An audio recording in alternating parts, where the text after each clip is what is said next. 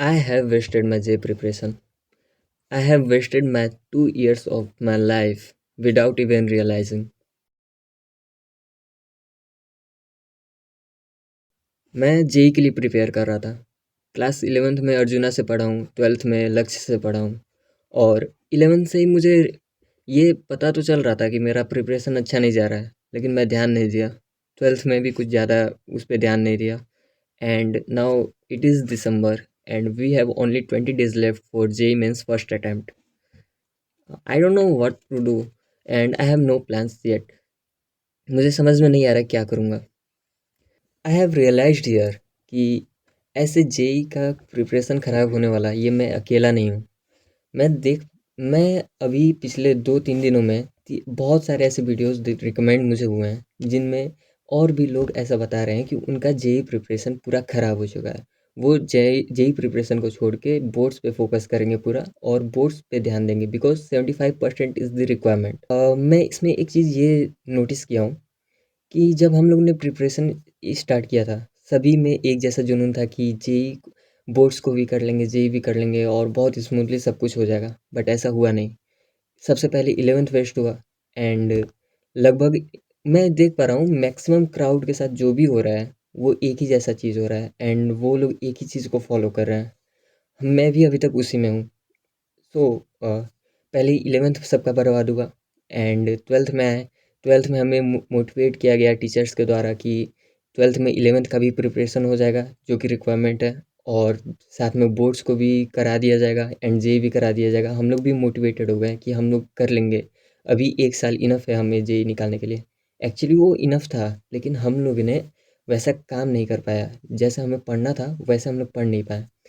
तो देखो अब दिसंबर के बाद से सभी लोग जेई को छोड़ के बोर्ड्स पे फोकस करने वाले हैं क्योंकि अब उनको लग रहा है कि जे अगर जो जेई पे ही हम लोग ध्यान देते रह गए तो ये भी नहीं होगा, वो बोर्ड्स भी नहीं होगा। तो वो लोग इस जेई को क्विट करके बोर्ड्स पे ध्यान देने वाले हैं। हमारे पास दो ऑप्शंस हैं, या तो बोर्ड्स पे ध्यान दें नहीं तो जेई पे। बोर्ड्स के लिए हमारे पास 50 दिन है एंड जेई के लिए सिर्फ 20 दिन। 20 दिन मैं रफली बता रहा हूँ। तो देखो सबसे पहले मेरे सामने जेई है तो मैं अभी जेई पे ध्यान दूंगा। तो इट्स द टाइम जब हम लोग को मुझे जब मैं सोच रहा हूँ कि अभी यही समय है कि जेई के ऊपर ध्यान दें और बोर्ड्स को इग्नोर करें। देखो थोड़ा स्टूपिड लग रहा है क्योंकि अगर जो बोर्ड्स में ही 75% नहीं लाए तो जेई में उखाड़ के क्या कर लेंगे, लेकिन मेरा बात सुनो।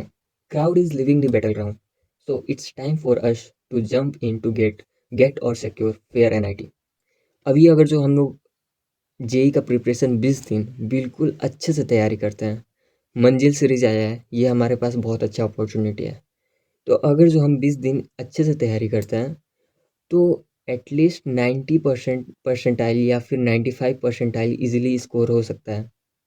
एंड मैं एक चीज़ बताना चाहता हूँ, अगर जो हमारे 30 क्वेश्चन सही होते हैं जेई मेंस के फर्स्ट अटैम्प्ट में तो हम लोग आराम से 92 to 95 परसेंटाइल स्कोर कर सकते हैं। ऐसा मेरे भैया थे, वो उन्होंने स्कोर किया था फर्स्ट अटेम्प्ट में एंड टीचर्स भी यही कहते हैं। तो इट इज़ नॉट डिफ़िकल्ट। अगर जो 20 दिन है, 20 दिन में 20 चैप्टर मंजिल से करते हैं और एक एप्लीकेशन है मार्क्स ऐप का। सो क्या है कि जेई के लिए अभी हमारे पास 20 डेज हैं। तो प्लानिंग कुछ ऐसी होने वाली है कि एक दिन में अगर हम एक चैप्टर करते हैं तो ऐसे 20 दिन में 20 चैप्टर्स इजीली कर सकते हैं। एंड एक दिन में एक चैप्टर्स कैसे कर सकते हैं, बिकॉज ये तो थोड़ा डिफिकल्ट है क्योंकि अभी तक हम लोगों ने एक हफ्ते में एक चैप्टर फिनिश किया है विद क्वेश्चंस। सॉरी। तो देखो पहले सब्जेक्ट कौन सा चूज़ करना है। अभी के लिए हमारे पास ज़्यादा समय नहीं है तो उन सब्जेक्ट्स को चूज़ करना है जो कि पहले से अच्छे हैं। फॉर एग्जांपल मेरा मैथ्स बहुत ख़राब है and math is very difficult in J, तो मैं उसे बिल्कुल भी नहीं चूज़ करने वाला हूँ। मैं मैथ को छूँगा तक नहीं इन 20 दिनों की प्रिपरेशन में। मैं सबसे पहला मेरा फर्स्ट चॉइस होगा केमिस्ट्री, देन सेकंड पे फिजिक्स। केमिस्ट्री जो कि ज़्यादा स्कोरिंग है और ईजी है, कम मेहनत में ज़्यादा स्कोर करा सकता है। एंड सेकंड नंबर पे फिजिक्स। फिजिक्स भी मेरा ठीक ठाक है तो मैं ये दो सब्जेक्ट्स को करूँगा। एंड कभी भी तुम लोग ऐसे मतलब वीक सब्जेक्ट्स तो मत अपना चूज़ करना because they are gonna waste your time, तो अभी मत करना। एंड चैप अगर जो मैं केमिस्ट्री को चूज़ करता हूँ तो स्टार्ट करने के लिए उसमें से हाई वेटेज के चैप्टर्स को पहले करूँगा।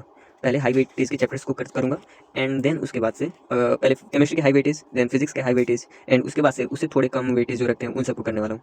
देखो हाँ पता है कि अब सिर्फ हाई वेटेज चैप्टर्स करने का कोई कोई ज़्यादा ऐसे हाँ, मैं जानता हूँ कि हाई वेटेज चैप्टर्स करने का कोई मतलब नहीं है, क्योंकि बहुत सारे शिफ्ट्स होते हैं, तो कोई भी तुम्हारे अंदर चैप्टर्स, कोई किसी भी चैप्टर से क्वेश्चन आ सकता है।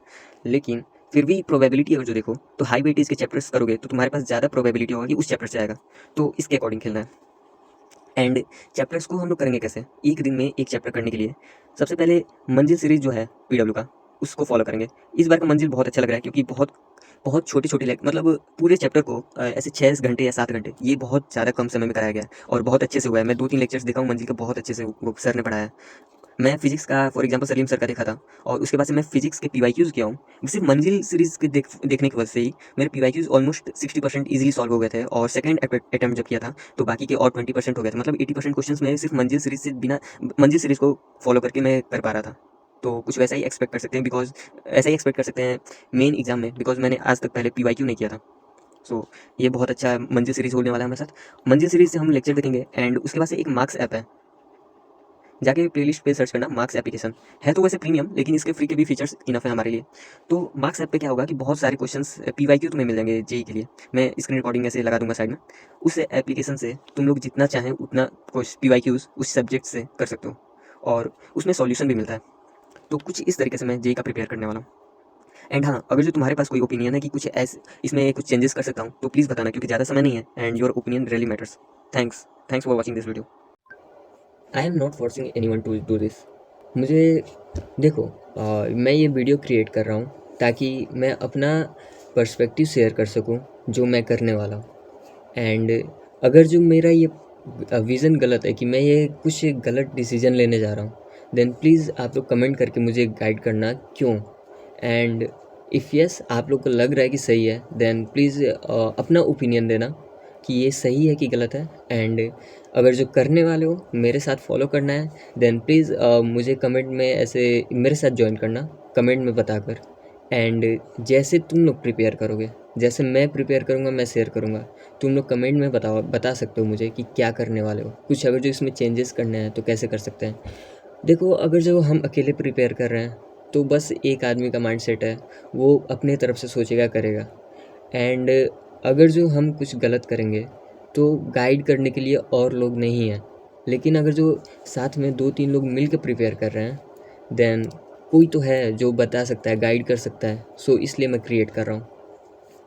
स्कूल में मेरे साथ क्या है कि मैं बोर्ड्स, स्कूल में तो सिर्फ बोर्ड्स ही पढ़ाया जाता है, तो मैं मेरे जो भी उसमें क्लासमेट्स हैं, हम लोग एक दूसरे का बहुत अच्छे से हेल्प करते हैं। एंड हम लोग एक साथ बहुत अच्छे से सब कुछ कर पाते हैं, because we don't get jealous of anyone.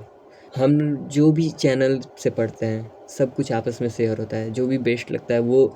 तो अगर जो मेरे फ्रेंड को कुछ अच्छा दिखता है कोई अच्छा चैनल, तो वो मुझे बताता है, मुझे कोई अच्छा दिखता है तो मैं उसे बताता हूँ। तो हर बहुत वाइडर पर्सपेक्टिव से अच्छी अच्छी चीज़ें हम लोग को पता चल पाती हैं। तो इसीलिए जितनी बड़ी कम्युनिटी होगी उतना ज़्यादा वाइडर एरिया से हम लोग को अच्छी अच्छी चीज़ें पता चल पाएंगी। तो इस वीडियो को क्रिएट करने का पर्पज़ यही है। एंड देखो, मैं भी तो अभी बिगनर ही हूँ, मुझे कुछ उतना ज़्यादा एक्सपीरियंस नहीं है।